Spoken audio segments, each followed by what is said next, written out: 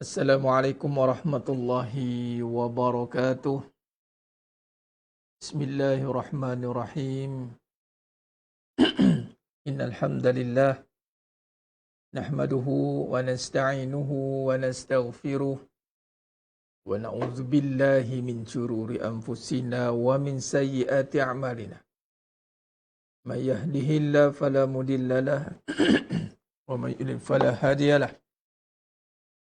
Asyhadu an la ilaha illallah wahdahu la syarika lah. Wa asyhadu anna Muhammadan abduhu wa rasuluh.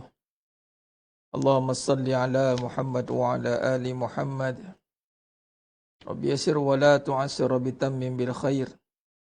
Rabbi shrah li sadri wa yassir li amri wahlul 'uqdatam min lisani yafqahu qawli. Allahumma aftah alaina hikmataka wanshur alaina min khazaini rahmatika ya arhamar rahimin. Wallahu allazi la ilaha illa huwa alimul ghaibi wa syahadah wa rahmanur rahim. Wallahu allazi la ilaha illa hu wal malikul quddus salamul mu'minul muhaiminul azizul jabbarul mutakabbir. Subhanallahi amma yusyrikun. Wallahul khaliqul bari'ul musawwiru lahul asma'ul husna. Yusabbihu lahu ma fis samawati wal ardi wa huwal azizul hakim. Wala haula wala quwwata illa billahil aliyyil azim. Wala manja minallah illa ilaih, amma ba'du. Ayuhal mu'minun, ittaqullah usikum wa iyaya bitaqwallah faqad fazal muttaqun. Sidang jemaah yang dimuliakan Allah Subhanahu wa taala. Mudah-mudahan kita semua tergolong dalam golongan hamba-hambanya yang benar-benar bersyukur. Amin ya rabbal alamin. Alhamdulillah. Alhamdulillah ala kulli hal. Alhamdulillah ala kulli ni'mah. Bersyukur pada Allah Subhanahu wa taala di atas segala keadaan kita, di atas segala nikmat yang telah Allah berikan kepada kita. Alhamdulillah pada malam ini dipertemukan lagi kita pada majlis ilmu, insya-Allah. Majlis ilmu ini besar fadilatnya, tak perlu dirungkaikan lagi. Tinggal lagi kita nak berazam untuk terus berada istiqamah dalam majlis ilmu, itu terpulang kepada keazaman kita. Kesungguhan kita untuk melihat sejauh mana betapa pentingnya kefahaman kita terhadap majlis ilmu itu. Sejauh mana kita memandang bahawa pentingnya hendak duduk dalam suasana majlis ilmu. Ini tertakluk kepada kefahaman dan penerimaan terhadap sesuatu amalan itu. Bagi contoh amalan dalam konteks menuntut ilmu, ini amalan yang sangat besar fadilat di sisi Allah SWT. Walaupun dalam konteks hasilannya tidak on the spot, tidak immediate, nampak kesannya. Tetapi kita duduk dalam keadaan atau suasana yang Allah sangat suka. Kita niatkan kita untuk menuntut ilmu ini dan kita niat dan azam, apatah lagi kita dah masuk 2 Muharram ni, 1443 Hijri. Yang mana kita berazam untuk tahun ini, tahun Hijri ini adalah untuk hijrah diri jadi lebih baik.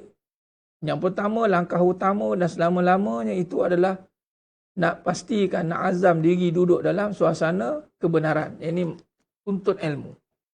Kita kena susun balik prioriti kehidupan kita. Menuntut ilmu itu nombor 1.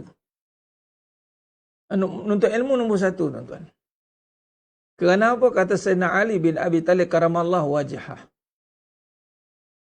Harta manusia jaga. Harta manusia jaga. Manusia ilmunya jaga. Tu.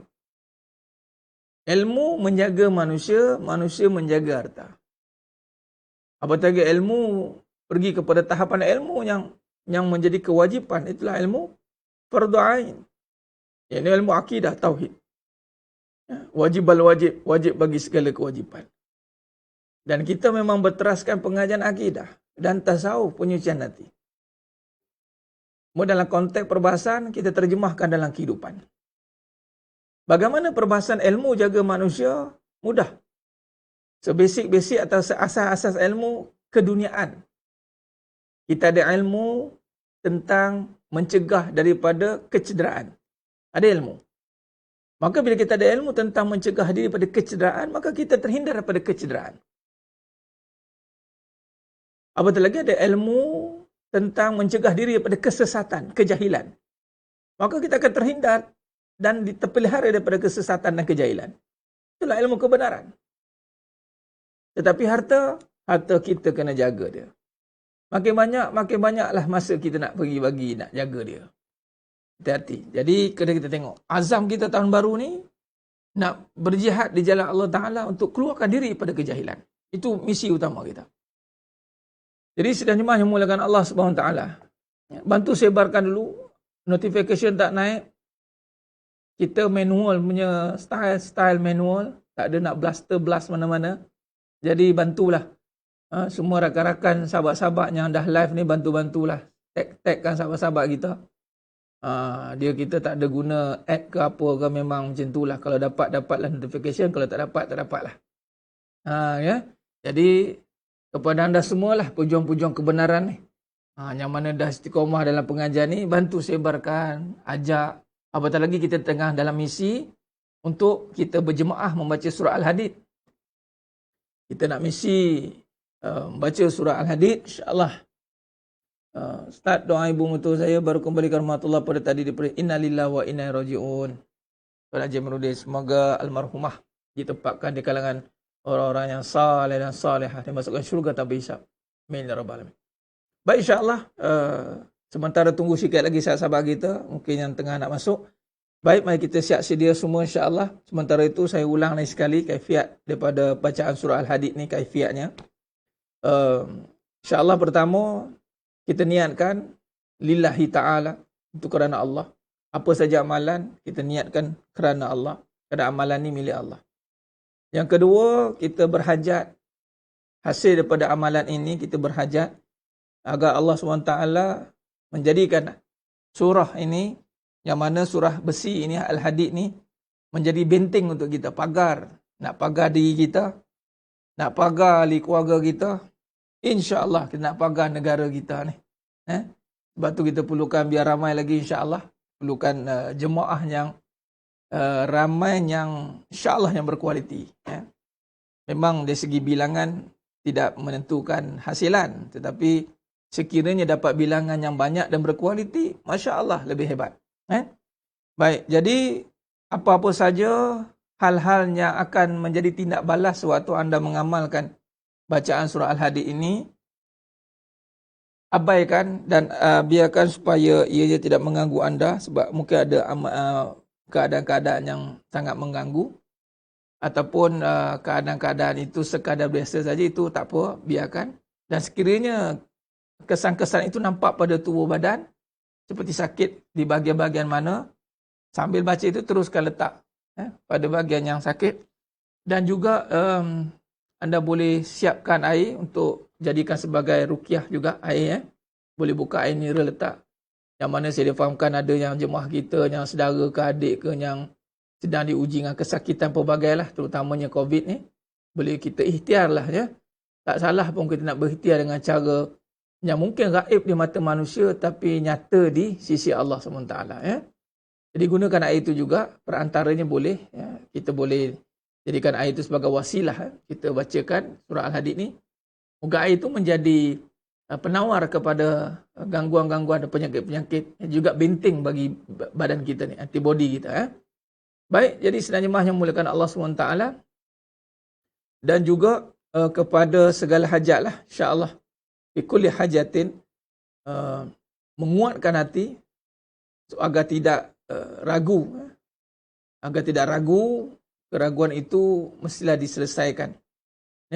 Baik, insya-Allah azam dan seterusnya setiap kali kita beramal dan kita berazam untuk istiqamah dalam amalan. Bermaksud kita berazam untuk beramal lagi lepas ini dan lepas ini dan lepas ini.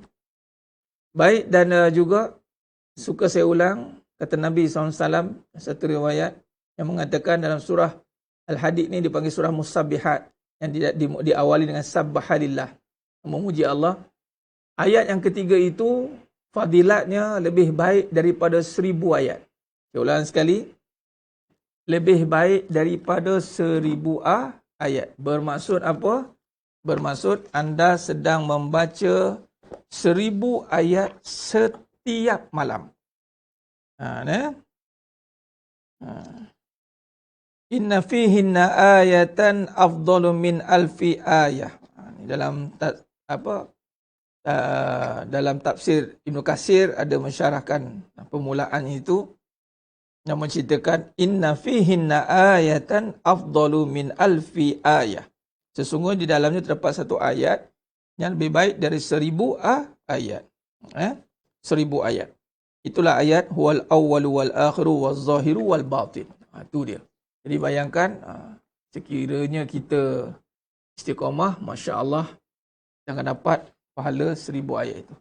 Baik, jadi sedang jemaah yang mohon Allah, alhamdulillah, okey dah. Dalam badan sahabat kita masuk tu, baik kita sama-sama kita mulakan bacaan surah Al-Hadid ini dengan kita syifa 3 kali, sekali selawat Ibrahimiyah, dan kita baca suratul Fatihah, dan kita mulakan bacaan surah Al-Hadid ini insya-Allah.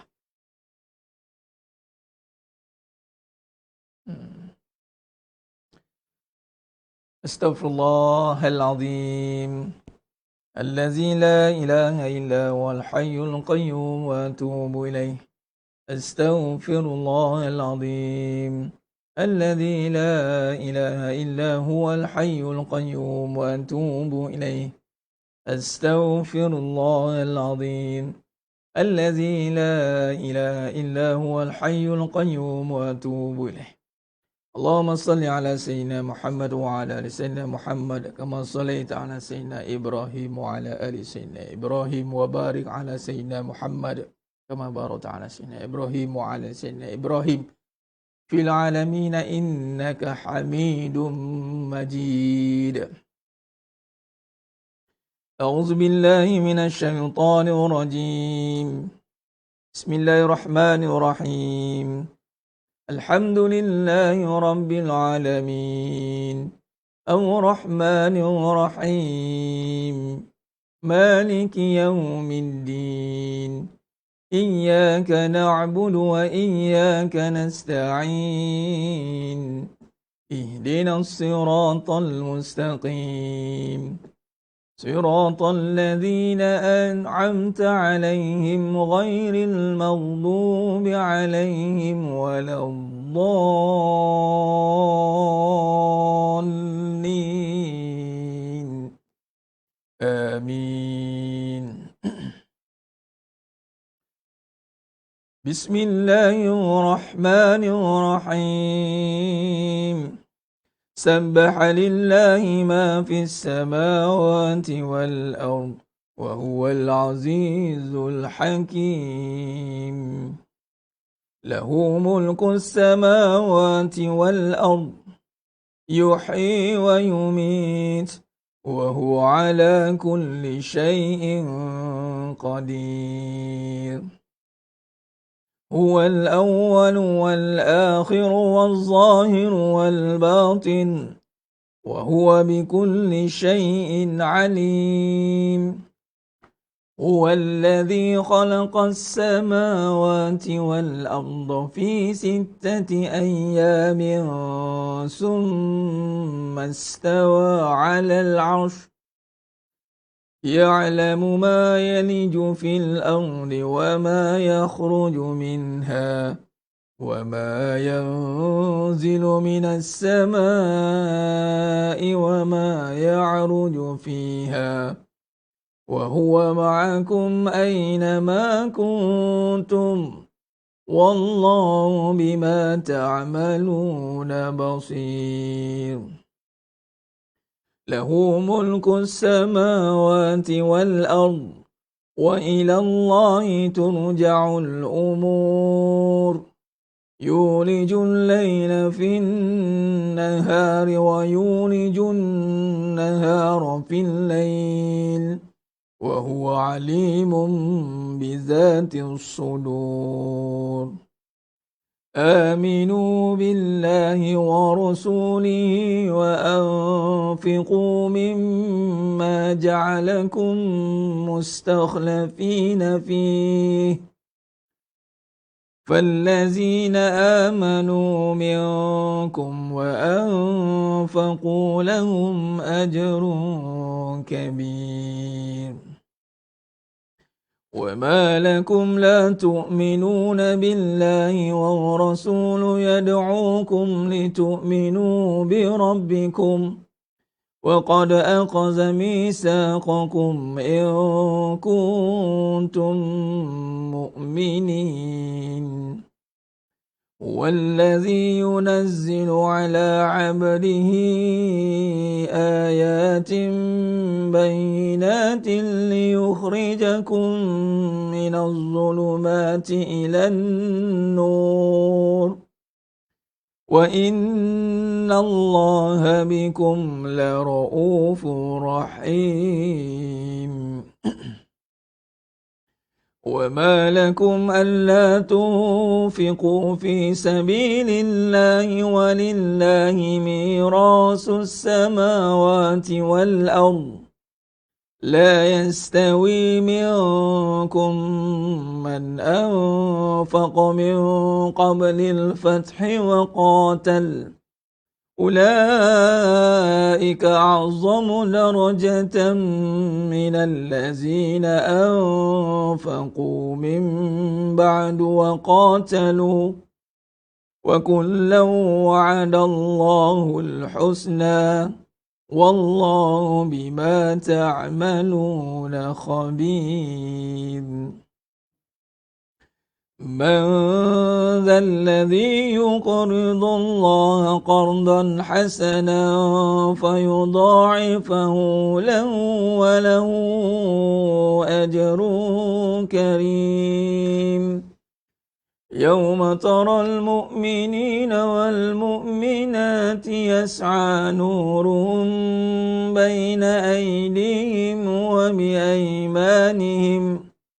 وبأيمانهم بشراكم اليوم جنات تجري من تحتها الأنهار خالدين فيها ذلك هو الفوز العظيم يوم يقول المنافقون والمنافقات للذين آمنوا انظرونا نقتبس من نوركم قيل ارجعوا وراءكم فالتمسوا نورا فضرب بينهم بسور له باب باطنه فيه رحمة وظاهره من قبله العذاب ينادونهم ألم نكن معكم قالوا بلى ولكنكم فتنتم أنفسكم وتربصتم وارتبتم وغرسكم الأماني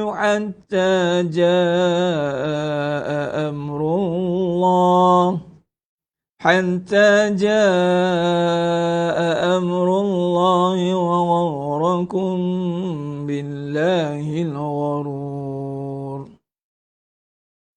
فاليوم لا يؤخذ منكم فدية ولا من الذين كفروا مأواكم النار هي مولاكم وبئس المصير ألم يأن للذين آمنوا أن تخشع قلوبهم لذكر الله وما نزل من الحق ولا يكونوا كالذين أوتوا الكتاب من قبل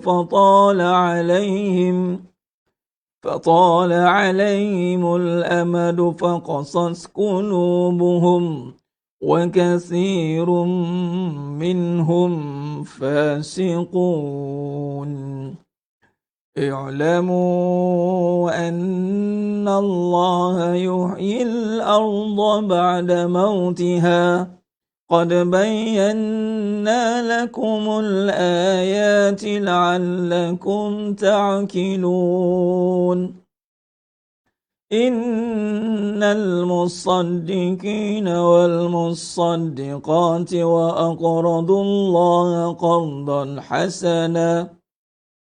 وأقرضوا الله قرضا حسنا يضاعف لهم ولهم أجر كريم والذين آمنوا بالله ورسله أولئك هم الصديقون والشهداء عند ربهم لهم أجرهم ونورهم والذين كفروا وكذبوا بآياتنا أولئك أصحاب الجحيم اعلموا أنما الحياة الدنيا لعب ولهو وزينة وتفاخر بينكم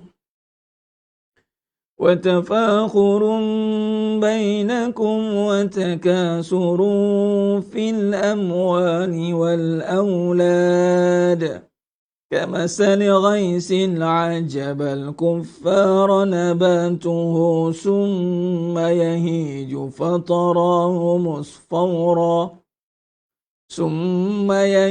فتراه مصفرا ثم يكون حطاما وفي الآخرة عذاب شديد ومغفرة من الله ورضوان وما الحياة الدنيا إلا متاع الغرور سابقوا إلى مغفرة من ربكم وجنة عرضها كعرض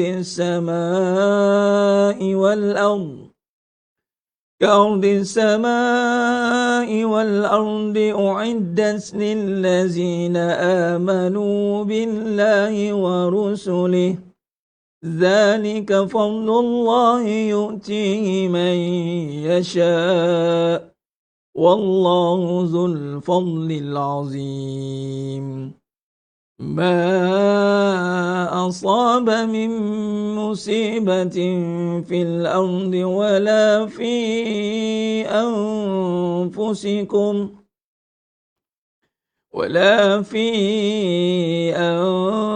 أنفسكم إلا في كتاب من قبل أن نبرأها إن ذلك على الله يسير لكي لا تأسوا على ما فاتكم ولا تفرحوا بما آتاكم والله لا يحب كل مختال فخور الذين يبخلون ويأمرون الناس بالبخل ومن يتول فإن الله هو الغني الحميد لقد أرسلنا رسلنا بالبينات وأنزلنا معهم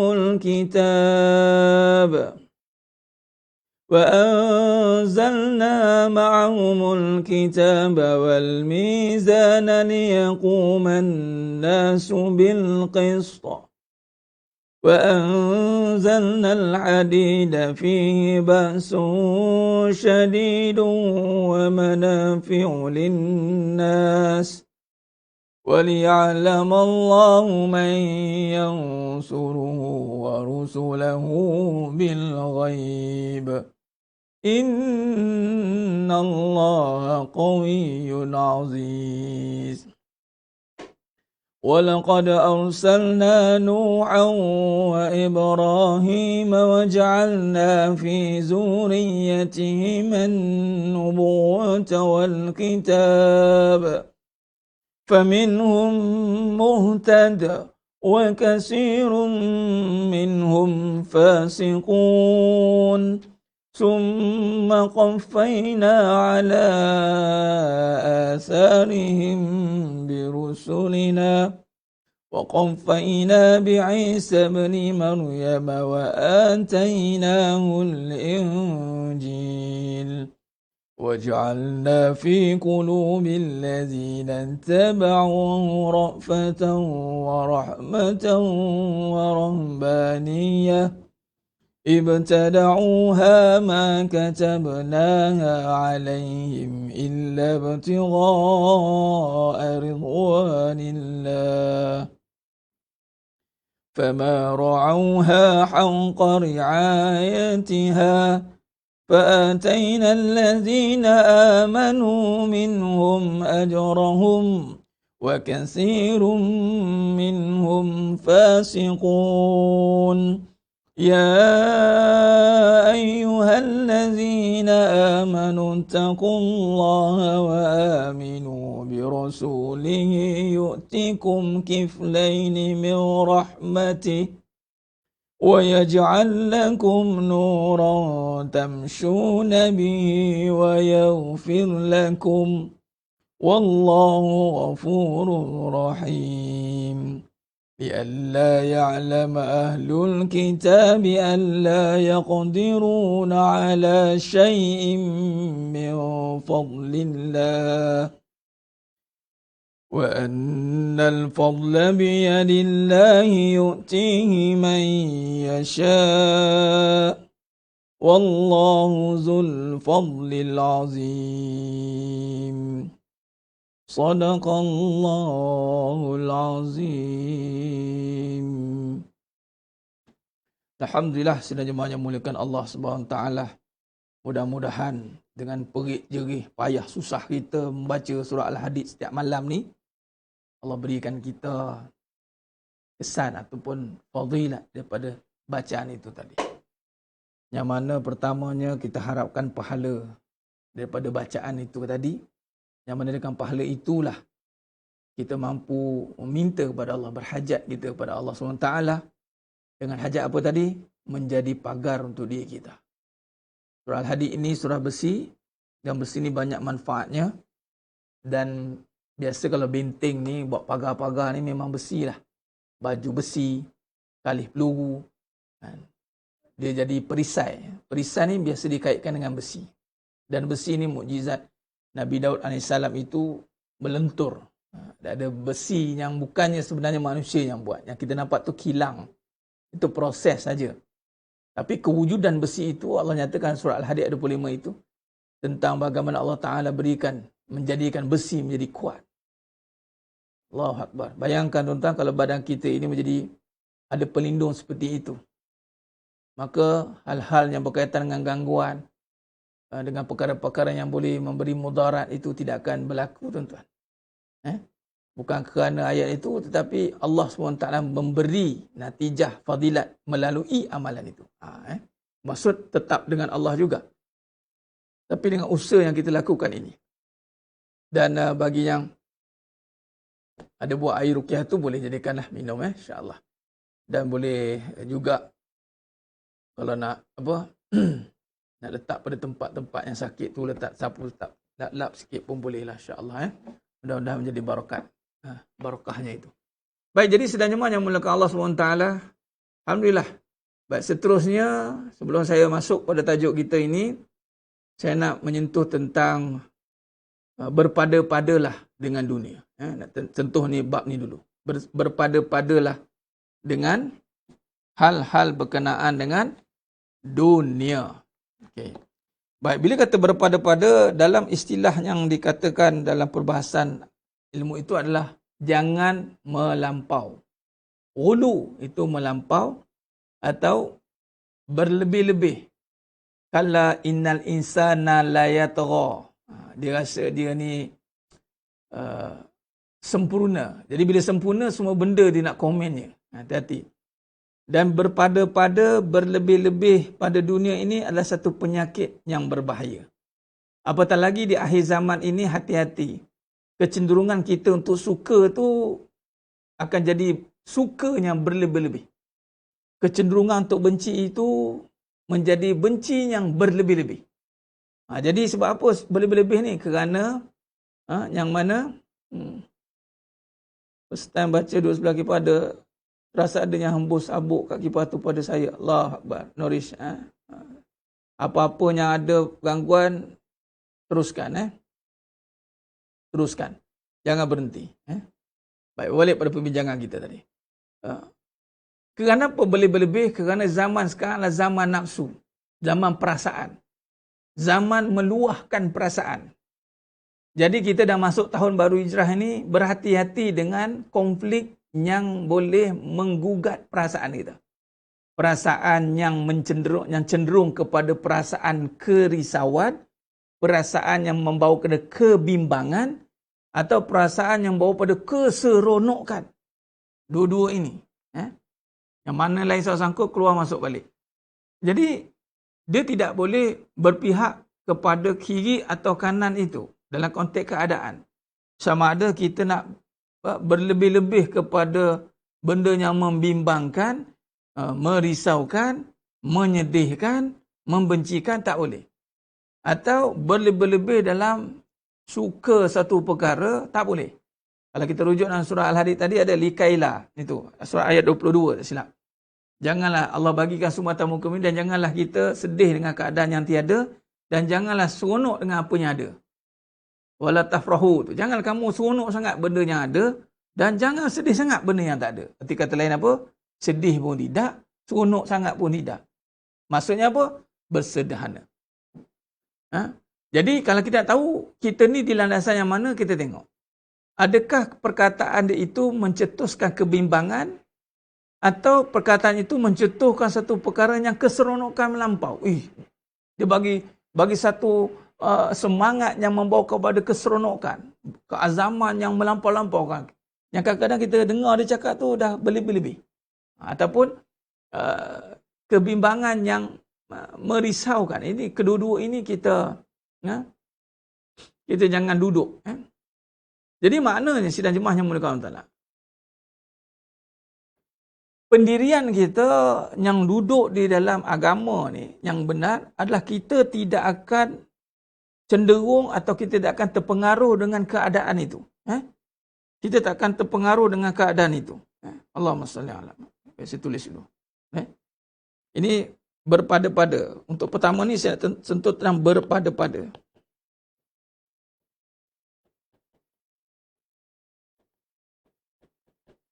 Ataupun dipanggil wasata, bersederhana. Wasata, sederhana. Baik, sederhana ni, dia maksudnya wasata ni tengah-tengah. Seimbang ni, bila tengah-tengah ni, dia tidak kiri kosong, kanan kosong. Dia tengah-tengah, dia memusatkan pada, ini kata keseimbangan tu. Kiri pun tidak, susah pun tidak, cenderung pada susah pun tidak, cenderung pada senang pun tidak. Sebab, kenapa kita tak akan cenderung kepada kedua-dua ini? Kerana bukan susah yang kita bimbangkan, bukan senang yang kita impikan. Ingat, bukan susah yang kita bimbangkan, dan bukan senang yang kita impikan. Kenapa pula begitu, Ustaz? Kalau ini yang kita duduk, maka kita akan jadi orang yang akan berlebih-lebih nanti. Kita tak boleh jadi orang yang sederhana. Sebab kita akan terperangkap dengan kemelut keadaan, tuan-tuan. Ingat, akhir zaman kemelut keadaan. Sebab, bila sebut ini keadaan, bila sebut keadaan saja, maka antara ataupun dipanggil yang akan sangat terkesan dengan keadaan ini adalah perasaan. Sebab tu hati-hati. Walhal orang beriman itu tidak akan tunduk pada perasaan. Dia tak akan ikut perasaan. Maka yang kita nak pertahankan adalah jalan yang tengah ni. Kesederhanaan dipanggil kebenaran.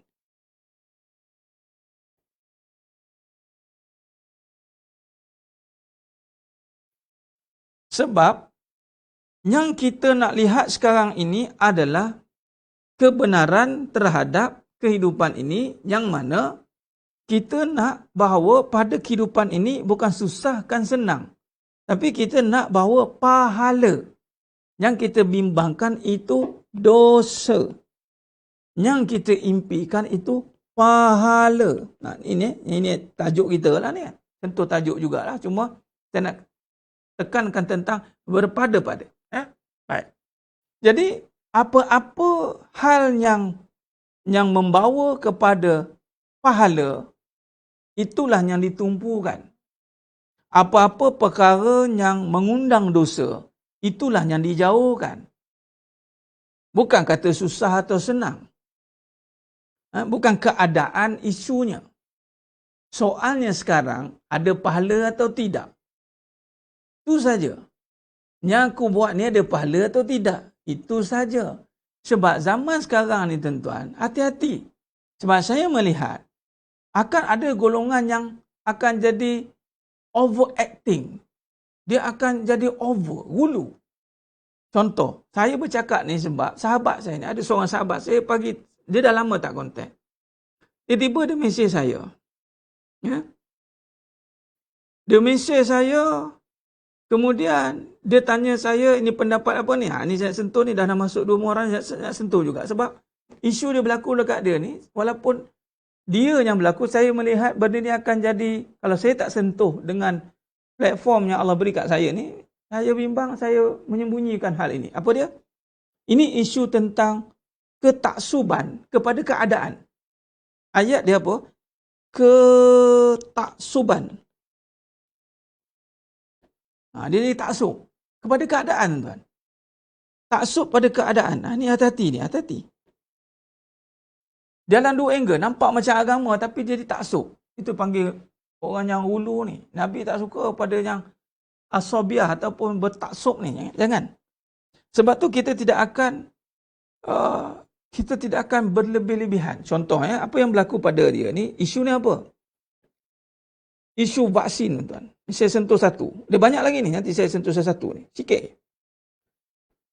Isu ni tak perlu lagi diperdebatkan dengan panjang lebar sepatutnya. Kalau orang yang mengaji tauhid, dia akan keluar dari perdebatan ni. Saya kata dekat dia, isunya saya sampai nak sentuh balik ni apa? Sampai putus silaturahim, tuan. Saya cakap apa teruk no sampai putus silaturahim? Simple dia cerita punya sayang dia. Sekarang ni, apa pun keadaan agenda yang ada dalam vaksin ni, kalau dah sampai kita tak boleh keluar daripada situasi itu, jangan lagi kita tekankan untuk kita mencari jalan sehingga putus silaturahim. Contoh apa putus silaturahim ini? Yang sahabat saya ni, dia tak ambil lagi. Bukan tak nak ambil, tak ambil lagi. Dah satu golongan kata, penting diri. Salahkan orang tak ambil. Golongan yang ambil, golongan yang tak ambil. Dia tanya pendapat saya, apa isu ni kenapa? Saya terpaksa sentuh balik walaupun isu ni saya tak nak sentuh. Sebab ada golongan yang akan, kenapa tak nak ambil? Kenapa ada isu yang ada kebimbangan melampau ni? Kau ambil nanti ambillah. Kau nanti-nantilah. Bahaya kau ni. Kau tukar kau ambil, kau jadi kambing. Contohlah kan. Ya Allah, apa masalah sekarang? Sebab tu kita kadang-kadang confuse nak pertahankan apa. Itu cerita dia. Itu satu. Kadang-kadang kita lebih sudu dari kuah. Mengalahkan pemerintah cara kita bertindak. Mengalahkan kita ni macam ada kuasa benar. Jangan melampau-lampau.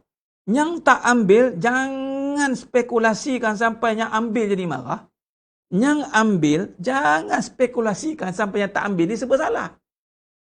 Clear? Clear. Yang tak ambil, terimalah kesan tak ambil. Tak boleh masuk itu, tak boleh masuk ni. Jangan marah. Habis cerita. Dah tak ambil, tak boleh pergi masjid. Lantaklah. Dah nak macam mana? Sebab hukum dia harus. Kenapa nak risau, nak bergaduh dengan benda yang harus? Dan kata ulama pula, dalam fatwa wajib apabila disuruh oleh pemerintah. Dah, sekarang ni katalah, perkara ini menganiaya. Katalah, contoh. Tuan-tuan, doa orang tak nanya tu ngabul. Apa masalah? Ha? Pergi kiri, pergi kanan, dapat juga pahala. Yang dosanya ambil, lupa Allah. Faham tak? Masalahnya tak ambil pun lupa Allah. Itu lupa Allah. Jangan spekulasikan. Jangan. Nabi tak suka buat benda yang merisaukan dan memutuskan silaturahim. Hentikan perdebatan, perbincangan yang menimbulkan perpecahan. Berhenti. Stop. Kita dah masuk dah Muharram ni. Saya sentuh ni.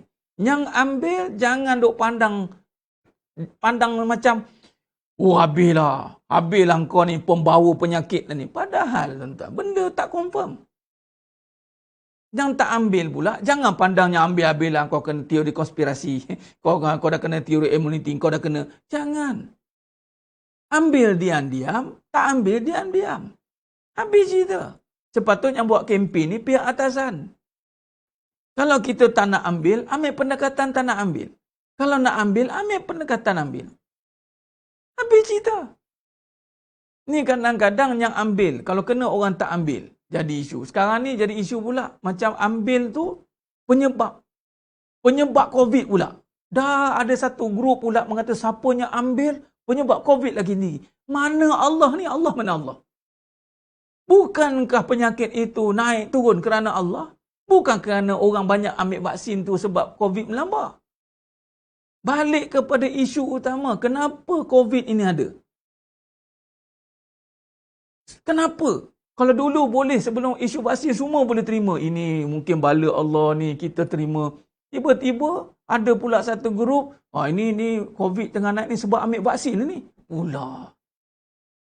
Mana dalilnya? Tak ada. Jadi jangan taksub pada keadaan. Kalau dah sekiranya ambil. Kalau tak nak ambil. Ni saya kena sentuh. Sebab dia mesej saya cakap Allah Akbar. Apa masalah lah ya Allah. Tak payah spekulate. Kita bukan spekulator. Jangan sangka-sangka. Jangan andai-andai. Umat Islam jangan duduk dalam andaian. Ustaz, ini tak andai ni Ustaz. Tengok ni Ustaz. Ada fakta ni Ustaz. Ni fakta. Fakta tak fakta saya cakap. Sekarang apa title kita? Itu dia. Fakta atau tak fakta? Title kita apa? Ya, inilah zaman huru-hara. Kalau kita tak berbalik kepada kebenaran. Jadi berdamai. Yang tak ambil, jangan marahnya ambil. Yang ambil, jangan pandang serong yang tak ambil. Berbalik kepada kenapa kena COVID, izin Allah. Habis cerita. Allah izinkan dia kena. Saya pun cakap dekat sahabat ni, Cik, hantar ambil je lah. Kalau dia gaduh, hantar ambil je lah. Hantar ambil je lah. Yang penting hantar dah yakin bahawa bukan sebab vaksin inilah yang menyembuhkan. Dah yakin macam tu bukan sebab vaksin. Cocoklah 100 kali pun. Saya cakap dah. Tak ada masalah. Tak payah buat spekulasi. Jangan buat sangkaan, jangan buat andaian. Berhenti daripada mengandai-andaikan sesuatu perkara yang tidak jelas.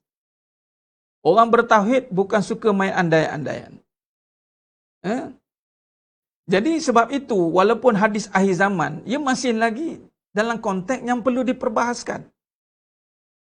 Bukan kata kita terus ambil zahir ayat. Zahir hadis itu tidak. Jangan, sebab kita tak tahu. Jadi berbalik kepada usul kita. Berhenti buat andaian, berhenti buat spekulasi. Kita dah masuk tahun baru hijrah. Kita sepatutnya merisaukan amalan kita. Itu saja. Kita risaukan nasib kita ni, dosa pahala kita bagaimana. Bagaimana nasib dosa dan pahala kita ini. Ini yang sepatutnya kita kena pertahankan. Ku anfusakum wa ahlikum nara. Ini selamatkan ahli keluarga diri kamu, ahli keluarga kamu daripada api neraka. Saya nak bagi tahulah. Bila kata ada sahabat, almarhumah dah pun, dia kena kanser stage 4. Ubat yang bagi tu, kebanyakan semua yang, orang kata apa? Senang cerita lah. Kasih lali terus lah. Morfin tinggi tuan-tuan, tahan sakitnya. Dah dia sakit, takkanlah kita kata, jangan. Saya cakap satu je. Sekarang ni puan, saya bagi tahu kita nak menuju akhirat. Bukan kita yang memilih perkara itu. Tapi kita berusaha sekadar apa yang mampu. Dan yang perlu jalankan. Habis cerita. Dan Alhamdulillah tuan-tuan. Allah jemput dia dengan keadaan bersedia dengan amalan. Bukan bersedia dengan merisau-risaukan orang.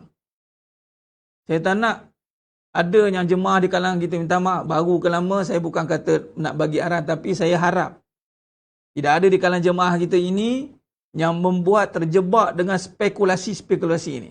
Keluar daripada perbahasan termasuk dalam berlawan fakta, berlawan hujah. Stop, berhenti.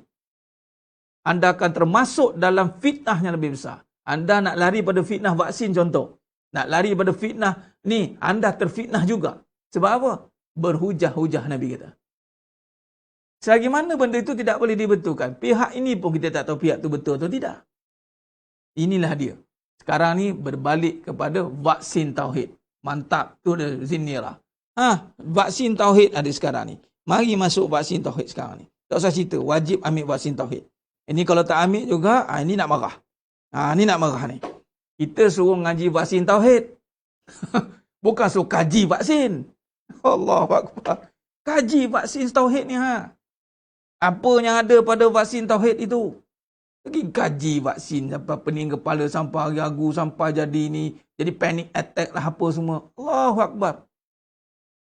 Stop, berhenti. Jadi sedang jemaah yang muliakan Allah SWT. Jangan terlibat dan jangan lagi ni. Jadi saya tulis ni biar kalau boleh sampaikan. Mungkin potong petikan ini dan sampaikan. Mudah-mudahanlah sahabat tu dengarlah, kawan saya tu. Si anda, siapa putus silaturahim? Pulaukan dia. Dan kita pula kena belapang dada. Lain sekali belapang dada. Kalau tak ambil apa-apa cerita yang tak boleh masuk tu, belapang dada je lah. Tak boleh masuk tak apalah. Dah lah.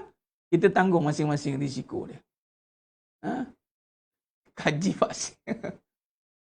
Allahuakbar. Allah. Dah sekarang ni mari kita kaji vaksin tauhid.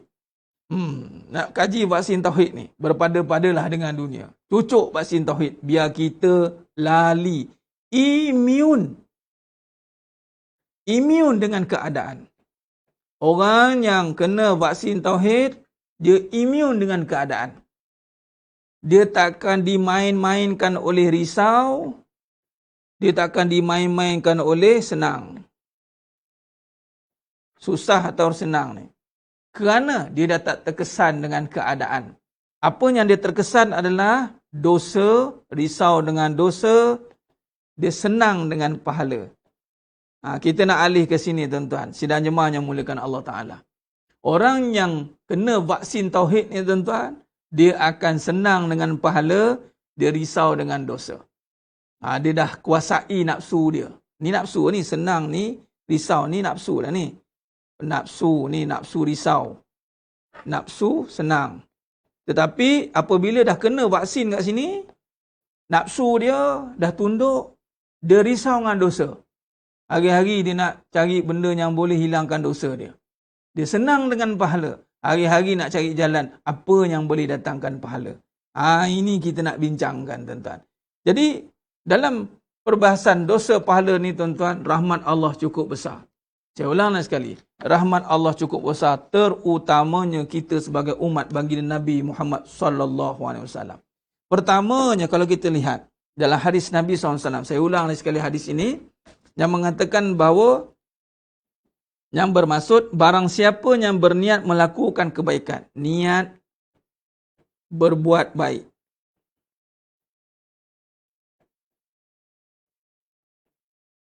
Oh ya, satu perkara saya terlupa. Berbalik kepada isu atas tadi. Ustaz, habis tu kalau kita tak risau, takkan kita tak buat apa-apa? Saya nak tekankan. Jangan ingat kita tak ambil tahu keadaan itu, kita tak buat apa-apa. Okey. Jangan ingat, kita tak kaji benda tu, kita tak buat apa-apa. Sedangkan kita sedang melakukan persiapan yang lebih besar daripada kita nak kaji keadaan itu. Ada pasien yang macam ni. Pasien konon nak lari daripada kena fitnah geng-geng Illuminati. Dengan dia pun kena fitnah juga. Apa dia? Sebab tak yakin dengan rancangan Allah SWT. Ingat Allah nak biarkan saja ke? Tuan-tuan, ingat Allah nak biarkan mungkar ni berluasa ke atas muka bumi Allah ni ke? Cuba jawab. Ni bumi siapa punya? Lahu mulku samawati wal ard. Ini dunia Allah yang punya. Tuan-tuan tengok sejarah, siapa yang berani lawan Allah buat kemungkaran atas muka bumi, rapat Allah bagi. Ingat Allah nak biar? Silap-silap dengan kita rapat ke dalam sekali. Sebab apa? Kita pun berpaling daripada ketaatan. Allah suruh jaga taat, Allah suruh jaga solat, didik isteri, jaga dosa pahala yang ada pada keluarga, tu sibuk ke lain pergi entah mana-mana. Tu dia. Berbalik pada tadi. Baik. Jadi hadis ini, rahmat Allah besar tuan-tuan pada dosa pahala ni. Rahmat Allah besar. Kenapa rahmat Allah besar? Mari kita tengok. Barang siapa yang berniat berbuat baik. Faman hamma bihasana falam ya'malha. Siapa yang berniat berbuat baik tapi ia belum melakukan. Dia niat baru, belum buat. Belum buat. Kata Nabi SAW, katabahallahu lahu indahu hasanatan kamilatan. Allah catat bagi dia satu kebaikan yang sempurna. Maksudnya, pahala dia satu kebaikan yang sempurna. Kebaikan yang sempurna ni, nak ceritanya, tak ada kecacatan. Niat tu je dapat satu kebaikan. Dan setiap satu kebaikan, setiap satu kebaikan, saya tulis bawah ni, satu kebaikan sama dengan 10 kali, bermula pada 10 hingga 700 kali ganda. Satu kebaikan. Allahu Akbar. Tuan-tuan, niat baru. Aku niat nak berubah ni. Niat nak berubah je. Niat nak datang kelas Ustaz balik malam ni. Niat baru, tak datang lagi tau. Niat baru. Oh dapat dah pahala tuan. Sekali tak datang. Rugi. Sebab apa? Sebab kata Nabi SAW, niat dah dapat indahu hasanatan kamilah. Fa in huwa hamma biha fa'amilaha katabahallahu lahu indahu asyara hasanat ila sab'imi'ah di'fin. Dan jika ia melakukan, maka Allah akan menuliskan baginya 10 hingga 700 kebaikan. Satu kebaikan, kemudian Allah. Okey. Bila satu kebaikan, kemudian daripada satu kebaikan itu, sekiranya dia berbuat baik. Dia berbuat baik, niat tadi dapat satu kebaikan. Kalau dia berbuat baik, maka kebaikan yang satu tadi berubah menjadi 10 kali ganda hingga 700 kali ganda. Tengok nisbah satu niat satu, berbuat baik, dia buat niat dia, 10 ke 700. Rugilah kita tak laksanakan apa yang kita niatkan. Nampak? Rugilah kita tak laksanakan apa yang kita niatkan. Ini sebagai satu dorongan kita untuk kita melaksanakan apa yang kita niatkan. Untuk melaksanakan apa yang kita niatkan. Baik, jadi sidang jemaah yang muliakan Allah Subhanahu Wa Taala. Jadi bila melakukan, maka jadilah 10 kali hingga 700 kali. Itu bila melakukan, bayangkan. Niat saja dapat satu kebaikan. Satu itu tak habis kat situ, bila kita buat 10 hingga 700 kali ganda. Baik, jadi sidang jemaah yang muliakan Allah Ta'ala. Kata Nabi lagi, sambung, وَمَنْ هَمَّ بِسَيِّئَةٍ فَلَمْ يَعْمَلْهَا. Barang siapa yang niat berbuat jahat.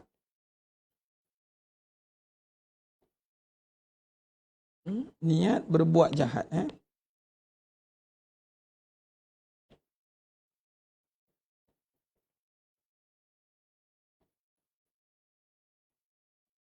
ataupun buruk. Kata Nabi SAW, dia niat nak buat buruk, sebaliknya dia niat nak buat jahat, tapi sebaliknya tak jadi. Dia tak jadi buat. Sebaliknya dia berubah niat. Okay. Tadi apa? Niat berbuat baik dapat pahala. Niat berbuat jahat, Allah tak tulis apa-apa lagi. Malah bila dia bertukar niat dia, malah dia meninggalkan, dia tak jadi buat kejahatan tadi, maka dituliskannya satu kebaikan. Tak jadi buat satu kebaikan. Tak jadi buat satu kebaikan. Niat tadi tak jadi, Allah gantikan. Allahu Akbar. Rahmatnya Allah. Kita ni kalau tahu ada orang niat nak buat jahat kat kita, dia pun tak jadi. Kita kata, engkau dulu. Niat nak buat jahat dengan aku. Ini tak lah. Nak buat jahat tak jadi. Tak jadi buat. Nah, ambil ni. Bagi lagi. Ibarat begitulah. Nah, ni kebaikan tadi sebab tak jadi nak buat. Allah. Dan sekiranya niat berbuat jahat tadi, niat berbuat jahat, kemudian kata Nabi, fa in huwa hamma biha fa amaliha katabahallahu lahu sayi'atan wahidat. Sekiranya dia berbuat jahat juga, dia niat dan dia buat jahat, maka Allah akan mencatat baginya sebagai satu kejahatan. Allahu Akbar, satu kejahatan, tuan-tuan. Tak ada gandaan. Jahat tak ada gandaan, tuan-tuan. Jahat tak ada gandaan. Jadi jangan mandai-mandai duk ganda-gandakan jahat orang. Ini jahat berganda-ganda, ni jahat bertingkat-tingkat ni, jangan. Jangan mandai-mandai nak ganda-gandakan dosa orang. Allah SWT tak gandakan dosa. Tapi Allah gandakan pahala. Maksudnya dosa tidak berganda. Pahala itu berganda. Allahu Akbar, tuan-tuan.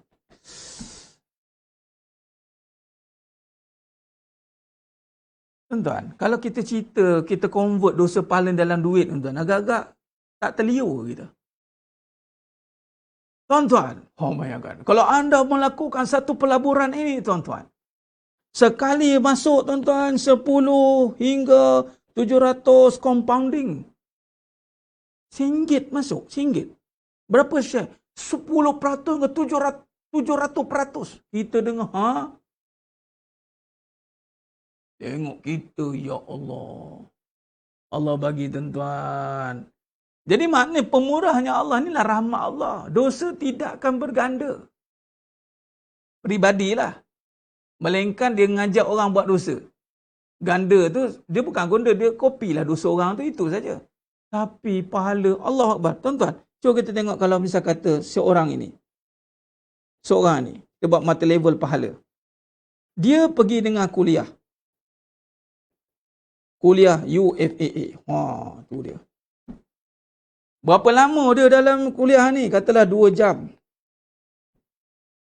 Dia dengar dia berbuat, tuan-tuan, pahala Allah Akbar. Tak tahulah berapa lah ni. Duduk dalam 700 kali ganda lah gamaknya maksimum. Amin ya Rabbal Alamin. Tup-tup dia ajak kawan dia lah. Geng-geng jemaah. Temah ada. Jenab ada. Bayangkan 1, 2, 3. Kata Nabi SAW, mengajak orang pada kebaikan, dia akan dapat pahala yang orang lakukan. Bayangkan kalaulah dia pun dapat 700 full, 700 full, 700 full. Override tak? Overriding 100%, kan? Override 100%. Allahu Akbar. Tapi, kalau dah dosa, satu, si fulan A, satu dosa. Si fulan B pun satu dosa. Satu sebab dia pun satu. Cuma dia bawa dosa bawah kawan tu lah. Tapi kalau dia ni mengajak kepada kebaikan, tuan-tuan, dah potong dah dosa ni sebenarnya. Tapi soalannya, jemah, jenab, temah, jenab. Siapa yang tak ada? Jemah, temah, jenab. Ada dah semua dah tu. Ya, geng tamak pahala, tak apa. Inilah dia, sebab tu kena ajak kawan-kawan, tuan-tuan. Bukan sebab kita ni baik. Kita nak berkongsi pahala, nak sama-sama. Ya, jijah. Jijah tak ada. Allah, mana lagi jijah ni? Bayangkan yang pergi kuliah di atas ni adalah Abang Leman. Bayangkan Abang Leman punya cerdiknya Abang Leman ni. Dia ada 4 orang bidadari syurga. Masing-masing buat amalan yang sama si Abang Leman ni buat. Cerdik Abang Leman. Ini bawa tak Abang Leman cerdik. Joyah tak masuk. Joyah dengan PA ni geng-geng mesyuarat tingkap. Tuan-tuan, sedang nyemahnya mulakan Allah SWT. Sebab tu almarhum Datuk Abbas Sandin Al-Hafiz, rahimahullah ta'ala, Allah rahmati beliau, dia kata kat saya, kalau tak masuk syurga memang sajalah, katanya. Rupanya nampak, tuan-tuan. Nampak pahala tu berganda. Jadi cara kita adalah kita kena pertama, kita kena yakin dengan ganjaran Allah dulu, ya. Pertama apa yang kita kena buat adalah yakin dengan tawaran Allah melalui kalam Rasulullah.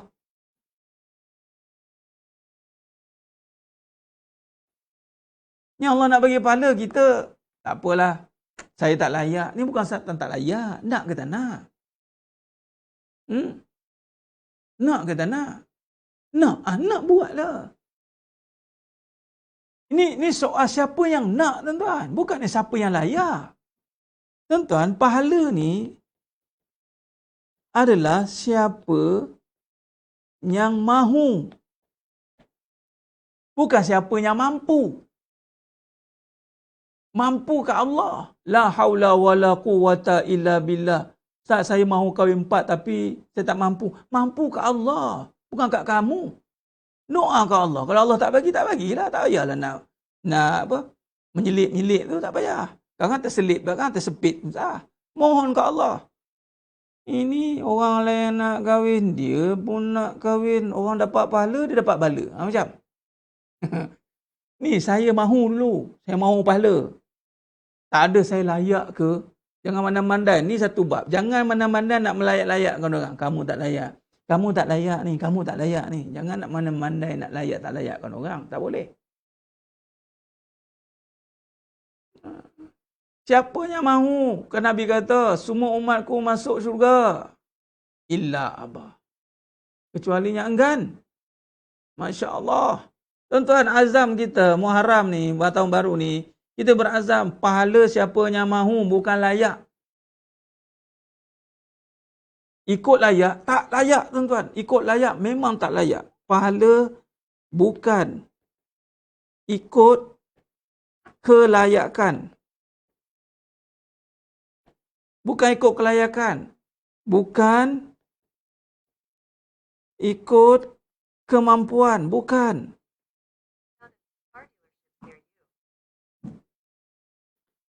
Pahala ikut ni. Siapa yang nak. Ni pun bukan, ni pun bukan. Kita bimbang, kita ni dapat pahala dapat dosa sombong, tuan-tuan. Cuba kita renung. Kalaulah dosa 1, buat 1, pahala 1, 10 ke 700. Tiba-tiba kita, na'udzubillah min zalik, bukan kita lah. Tiba-tiba seseorang itu, kita ni rasa menor kat kita ni, Allah hai. Seseorang itu kena neraka. Allahu Akbar. 1, katalah dia buat 100 jahat, masih 100, tuan-tuan. Sekiranya dia buat 100 baik, katalah Allahu Akbar, 100 ni dapat 700 punya ganda. Bayang berapa, tuan-tuan, darab tu? 100 ni. Berapa dah kat situ? Tu dia. Pahala ni, tuan, Ni bukan kira banyak amal ni. Ni pahala. Kita tak tahu pahala mana yang Allah bagi banyak. Sebab tu bab pahala, Nabi kata jangan meremehkan amal. Jangan meremehkan kebaikan. Wa imah senyum saja. Kita dah pilih-pilih. Jangan. Kita tak tahu pahala mana yang Allah. Pahala ni ibarat Allah beli. Allah bayar. Bayangkan tuan-tuan. Kita nak beli gong pisang. Kita nak beli kat gong pisang si Fulan A. Si Fulan A ni kita sebenarnya tak nak beli pun gong pisang. Kita nak orang kata nak tolong dia. Tapi nak bagi saja tu tak ada lah kan. Jadi kita pun pergi. Berapa semua ni pakcik? Gong pisang ni 100. Tuk kita bayar berapa? 3,000 kita bayar kat pakcik. Kita nak bagi 3,000 bukan nak beli sangat pun. Sama lah begitu. Allah SWT nak bagi tuan. Allah Maha Kaya. Allah bukan amalan kita. Allah tidak berkehendak pada amal kita. Allah istighna. Allah Maha Kaya. Allah tidak berkehendak pada apa-apa pada makhluknya. Allah nak bagi kita pahala. Malah amalan itu milik Allah. Jadi buat apa Allah nak pada amalan kita sedangkan amalan itu milik Allah.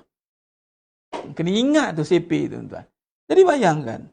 Cuma kita bimbang rupa-rupanya bila kita nisbahkan dengan dosa. Katalah ini dosa tuan. Ni dosa. Ni pahala. Tapi kenapa boleh ke neraka? Bimbang-bimbang kita sombong. Tuan-tuan tahu dosa sombong apa? Tak cium bau syurga. Hilang. Habis pahala. Iblis pahala banyak. Tapi sekali dia buat dosa, hat-trick, habis pahala. Sombong. Dia ada dosa yang flash habis semua pahala. Sombong. Jangan main-main dengan sombong dan syirik. Dua ni.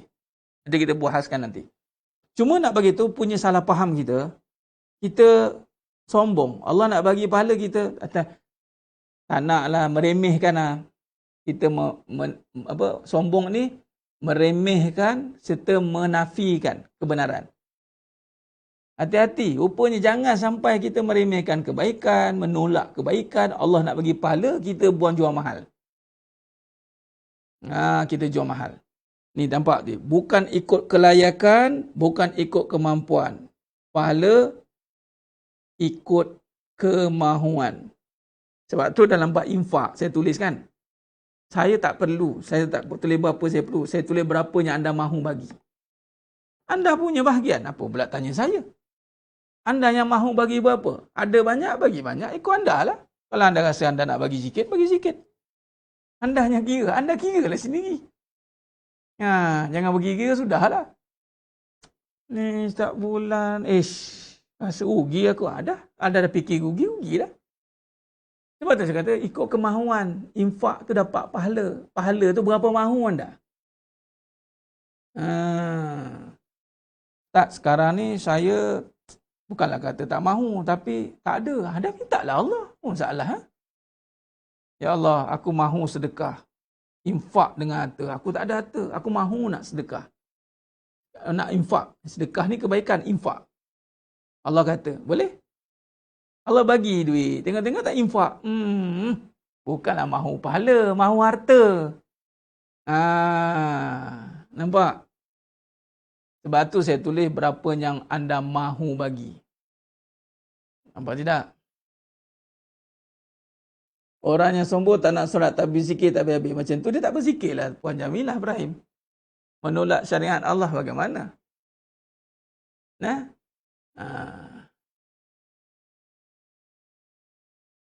Berdosa biarkan kemungkaran pada diri. Itu yang utama. Kadang-kadang kita mencegah kemungkaran pada orang tapi tidak mencegah pada diri. Tanggungjawab dan tuntutan itu mencegah pada diri. Ku anfusakum. Itu dulu. Wa ahlikum nara. Bila kita mencegah pada diri, nak cegah siapa lagi? Isteri-isteri kita. Anak-anak kita. Itu je panggil level, dia panggil kedudukan. Tapi Ustaz, kalau perempuan Ustaz, ada tak tanggungjawab dia mencegah kat orang luar? Tak ada. Cegahan dia itu diri dia, maruah diri dia, anak-anak dia. Dia tak perlu nak kata, nak pergi pusing keliling puak rok tua ke apa. Orang perempuan tidak diwajibkan begitu. Orang lelaki mungkin. Bukan orang kata lagi mungkin. Memang lelaki itu tertakluk kepada Dakwah keluar. Sebelum lelaki nak keluar dakwah, isteri dia tu kena dakwah. Tak dikira tau. Jangan main-main. Sebab sebelum nak berdakwah, isteri orang, tu ayat dia. Dakwah dulu isteri sendiri. Isteri orang tu mana ini cakap dengan ramai kan. Isteri orang lain. Dan sudah pasti, bila seorang lelaki berdakwah, dia sedang berdakwah kepada seorang lelaki juga. Bila dakwah sesama lelaki, dakwah yang paling penting adalah dakwah supaya dia boleh didik isteri dia. Itu paling penting. Tak guna berdakwah, tapi dia tak boleh didik isteri. Nak buat apa? Sebab tu, bila kata dakwah ni, mengajak lelaki itu dengan lelaki ini. Dua lelaki ini. Tadi, nak tengok ada kemungkaran tadi. Lelaki versus lelaki. Lelaki ini, dia kena dakwah perempuan. Lelaki ini kena dakwah perempuan. Kata lelaki ini dakwah keluar sama lelaki. Pastikan lelaki ini mencegah kemungkaran lelaki ini kerana tidak mendakwah perempuan ini. Itu dia. Dan pastikan lelaki ini sudah mendakwah perempuan ini. Itu isteri dia. Itu set dia. Kalau masing-masing buat kerja dakwah ni, selamat dah. Dan pastikan isteri ini dakwah ahlinya, anak-anak dia. Dan pastikan lelaki ini memantau pergerakan isteri dia dan anak-anak dia. Dan pastikan lelaki ini mengata perkara yang sama, suruh lelaki ini pantau isteri dia dan anak-anak dia. Gerak kerja tu kena jelas. Bukan main dakwah, okey, kita dakwah ikut suka kita lah. Kita ni baca kitab ni, baca kitab ni, baca kitab ni, kita ikut dan kita lah. Jangan. Dia ada panggil protokol dakwah dia. Kalau ikut pada Quran Surah Tahrim tu, ayat 6 itu, pertamanya dakwah diri dulu. Diri, lepas tu ahli keluarga. Sebab tu Nabi SAW ketika sebelum nak berdakwah, nak pergi menyebarkan agama, sebab tu Allah Islamkan isteri Nabi dulu. Sayyidatina Khadijah radhiyallahu anha. Kalau isteri yang dakwahkan suami, tak ada masalah. Yang masalahnya adalah bukan dakwah, dakwa si suami. Abang ni tak betul ni. Abang ni begini ni.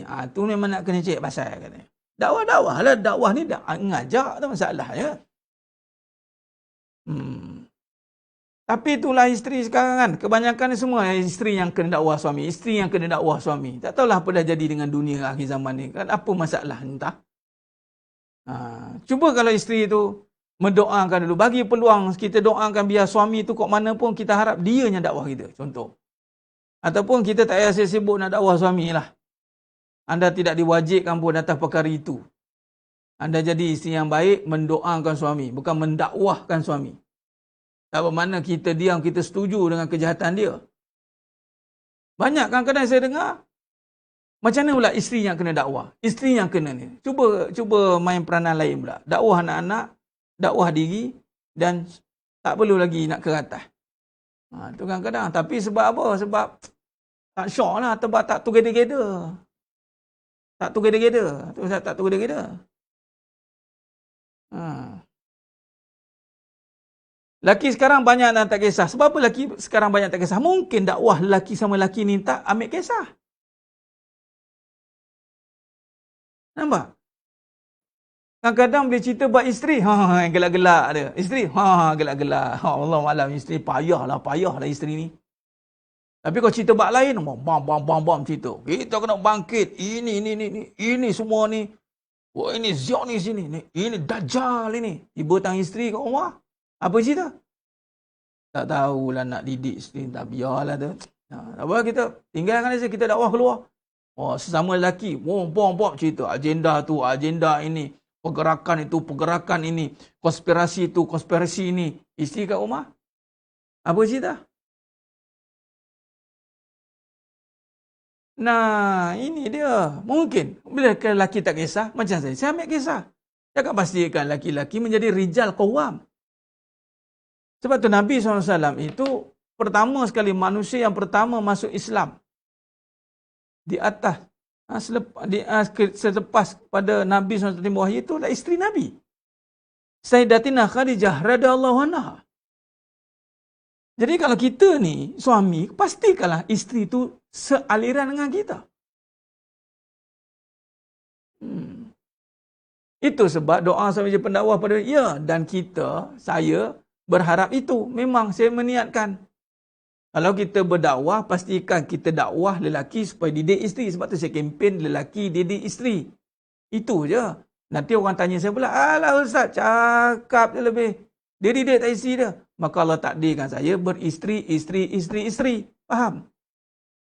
Barulah, alah Ustaz. Dia bodoh, apa alah-alah. Saya cakap. Sebab itu sebenarnya. Ni dah kempen suruh kahwin lagi. Lepas tu, bila tanya macam mana Ustaz, kalau kamu, pening, tak terdidik, payah. Susahnya rupanya bila ramai perempuan ni. Tak payahlah macam tu. Dah, macam tu nak ramai tu untuk apa?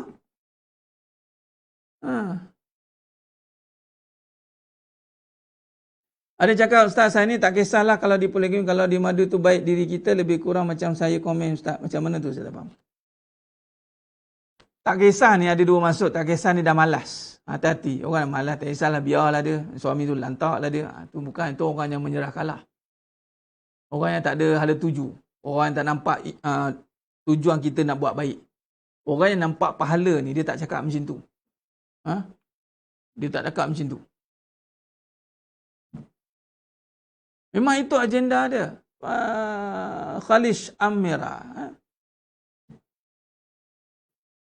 Sebab itu kita menumpukan kepada pendidikan utama kadang-kadang, tapi itulah dia. Bila saya cakap tentang keluarga, tentang isteri, orang alah Ustaz ni tak orang kata tak internasional lah, tak internasional. Maksud keluarga isteri.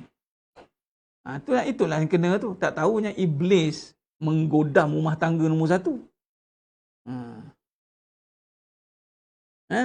Apa pun isi-isi, kena faham. Berbalik kepada isu kita tadi. Apa dia ni? Dosa tidak berganda, pahala itu berganda, dan pahala tidak pergi kepada kelayakan. Okey, katalah nak jadi apa tadi? Nak jadi apa pahala tertinggi itu? Contohlah, menjadi isteri solehah. Bukan tak layak, bukan tak mampu. Mahu tidak? Mahu. Okey. Mahu jadi isteri solehah. Soalnya, solehah itu bukanlah dengan perbuatan semata-mata. Solehah itu adalah dengan meyakini setiap ganjaran dan tawaran daripada Allah Subhanahu Wa Taala kepada diri dia. Itu solehah sebenarnya. Bukan tawaran daripada suami. Ingat ada yang berbuat untuk dilihat oleh suami. Walaupun kelihatan baik. Wallahu alam. Tapi saya bimbang. Banyak yang bagi tip-tip untuk dilihat oleh suami. Solehah adalah meyakini tawaran Allah atas diri dia untuk berbuat baik kepada suami. Mahu tidak? Mahu. Buat baik, silakan. Jangan buat-buat baik. Ataupun baik-baik bang. Baik-baik bang. Saya boleh buat ujung rambut, ujung kaki abang. Tapi kalau abang buat perangai, ujung rambut, ujung kaki abang juga saya kerat nanti kan. Nampak? Ada pesen macam tu. Dia cakap dengan suami dia, ujung rambut abang, ujung kaki abang. Saya selesaikan bang. Tengok suami dia buat perangai sekejap lagi. Ujung rambut abang, ujung rambut kaki abang, saya kerja abang ni. Itu bukan solehah. Itu hah je. Solehah tak ada. Jangan main-main. Sebab tu dia bukan diukur dengan perbuatan luaran. Hati-hati. Solehah itu adalah meyakini tawaran Allah atas diri. Sama juga suami. Suami soleh itu meyakini tawaran Allah atas diri. Lalu dia bersungguh-sungguh mendidik isteri-isteri dia. Mendidik anak-anak dia. Berkhidmat untuk mak dia. Berkhidmat untuk agamanya. Itu dia. Itu cara dia. Sidang jemaah yang mulakan Allah Ta'ala. Khair. Saya kira cukup setakat tu dulu untuk malam ni. Kita sambung untuk perbincangan kita esok malam insya-Allah. Masih membincangkan rahmat Allah di sebalik dosa dan pahala. Kita nak membincangkan tentang neraca timbangan nanti. Neraca timbangan. Allahu Akbar. Ini tuan-tuan, cerita bab neraca timbangan ni hebat. Nanti bukan, saya tak cerita detail lah. Kita ambil ibrah neraca timbangan. Sebab dia panggil syafaat. Kemudian dah faham konsep bahawa kita cerita tentang pecahan-pecahan dosa pahala ni. Neraca timbangan sedikit. Bayangkan, rupanya kita dok faham timbangan ni dosa kira satu-satu. Tak tuan-tuan? apa yang disampaikan oleh marhum Datuk Abah Sandi Hafiz. Dosa pahala ni tuan-tuan, dia adalah dipanggil accumulate, terkumpul. Patut hati-hati. Bukan setiap dosa dia dihukum masuk neraka. Belum. Dia accumulate. Cuma kita tak tahu mana yang banyak. Kalau ikut CP tadi, pahala banyak tau. Tapi memandangkan kita duk mandang remeh dengan pahala, silap dosa banyak. Sombong. Katalah dalam perbincangan, apa yang disampaikan oleh marhum, dia gini. Dia kata apa? Timbangan tu sikit lagi. Berat sikit. Dia kata, dia bagi tahu apa? Almarhum bagi tahu, katalah dosa 1000, pahala 999. Dia bagi tamsil. Ni suruh kita berfikir tuan-tuan. Dia tamsil. Dia bagi tamsil katanya. Dan benda ni berlaku di Yaumul Mahsyar. 1991. Kurang 1. Macam mana boleh kurang 1? Wallahualam. Di sini akan adanya syafaat. Tu baginda Nabi akan letakkan serban. Maka beratlah timbangan pahala masuk syurga. Kiraannya, masuk bukan sebab pahala tu, tapi rahmat Allah. Tapi dalam proses timbangan itu, berat pahala ke syurga.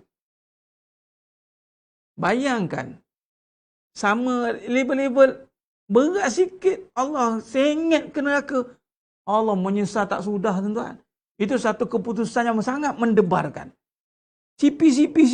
Jenis yang kerja okey, kerja tak. Kerja okey, kerja tak. Kerja buat dosa, dia buat pahala. Kerja buat dosa, dia buat pahala. Ni hati-hati.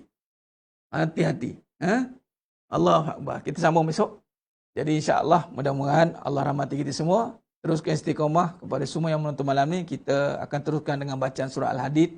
Sebagai benteng kita, kita niat untuk ruqyah diri, pagar keluarga insya-Allah, dan pagar negara umumnya insya-Allah. InsyaAllah, moga-moga ada kebaikan. Moga-moga adalah kesan fadilat daripada bacaan itu tadi insyaAllah. Khair. Mari kita tutup dengan kita membaca doa insyaAllah. A'udzubillahi minasyaitonirrajim. Bismillahirrahmanirrahim. Alhamdulillahirabbil alamin wassalatu wassalamu ala asyrafil anbiya wal mursalin wa ala alihi washabbihi ajmain. Allahumma zidna ilma wa zukna fahma. Allahumma faqihna fid din wa alimna bitakwil. Bismillahi masyaallah la yasukul khaira illallah. Bismillahi masyaallah la yasrifu su'a illallah. Bismillahi masyaallah ma kana min ni'mati fa min Allah. Bismillahi masyaallah la ya'ti bil hasanati illa Allah. Bismillahi masyaallah la haula wala quwata illa billahil aliyyil azim. Ya Allah ya Rahman ya Rahim, ya Fattah ya Alim, ya Razzaq ya Wahhab. Ya Allah, pada malam ini kami berkumpul ya Allah secara maya ni ya Allah dalam taman syurga-Mu ya Allah, dengan niat kami untuk menuntut ilmu-Mu ya Allah. Terimalah niat kami untuk kami berada dalam syurga, taman syurga-Mu ni ya Allah. Ya Allah Tuhan kami ya Allah, di saat ketika ini ya Allah, sekiranya di kalangan kami ini ya Allah ada yang susah ya Allah, diuji dengan kesusahan, Kau permudahkanlah ya Allah. Jika diuji dengan kesempitan rezeki, Kau lapangkanlah ya Allah. Jika diuji dengan kesakitan disebabkan COVID dan sebagainya ya Allah, Kau lah yang maha menyembuhkan ya Allah. Dengan nama-Mu ya Allah, dengan kesempurnaan-Mu ya Allah, tiada ada mudarat pada penyakit yang ada ya Allah. Mudarat hanya daripada-Mu ya Allah. Ya Allah Tuhan kami ya Allah, bantulah kami di atas segala perkara ya Allah, segala urusan kami di dunia ini ya Allah. Tiada daya kami ya Allah, melainkan hanya dengan daya-Mu ya Allah, dengan kuasa-Mu ya Allah. Tiada daya kami untuk mendatangkan kebaikan ya Allah atas diri kami sendiri ya Allah. Tiada upaya untuk kami menolak sebarang keburukan dan kejahatan yang datang daripada diri kami ya Allah. Semuanya kami berlindung dengan nama-Mu ya Allah, dengan kekuasaan-Mu ya Allah. Bantulah kami yang lemah lagi hina ni ya Allah. Rabbana amanna faghfir lana dzunubana wa qina azab. Rabbana atina fid dunya hasanah wa fil akhirati hasanah wa qina azabannar. Wa sallallahu ala Muhammad wa ala alihi wasallam walhamdulillahi rabbil alamin. Aqulu qouli hadza wa astaghfirullah azim li wa lakum wa bila taufiq wal hidayah. Wassalamu alaikum warahmatullahi wabarakatuh. Kita tangguh dengan tasbih kafarah dan surat Al-Asr. Subhanakallahumma wa bihamdik, asyhadu an la ilaha illa anta. Bismillahirrahmanirrahim. Wal 'asr. Innal insana fi khusr illa allazina amanu wa 'amilus solihat wa tawassaw bil haqqi wa tawassaw bis sabr. Wallahu a'lam bissawab. Takbir. Allahu akbar.